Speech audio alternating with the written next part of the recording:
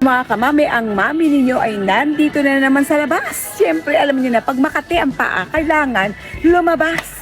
At nandito ako ngayon sa Reduce to Clear. Ito mga kamami, mga sale, expiration, sa ano pa, sa 7, July, malapit na. So yan, pwedeng kainin ito na pang araw-araw.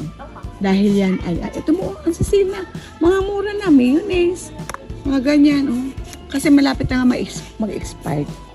Ganito naman talaga dito mga kamami, sa Reduce to Clear, dahil malapit nang mag-expire. Mushroom soy sauce. Tingnan natin ang expiration. Cost. Diba? 2 for 350. Ito, tatlo, ang 6. Pero, ang expiration nito, June of, June pa. 2025? Parang tigdo-dos na lang ito. Itong mga ito, $3-5 na lang siya. April, expired na siya. Expired na. Pero alam mo, grabe, mga kamami. Pwedeng-pwede yan. Tingnan nyo naman itong mga ganito, ang mamura.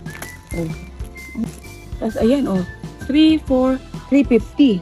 So, yung mga nandito, yung mga malapit nang mag-expired. Kaya okay na okay ito dun sa mga uuwi na, ipapamigay nyo kaagad at saka syempre, yan ay kakainin kaagad.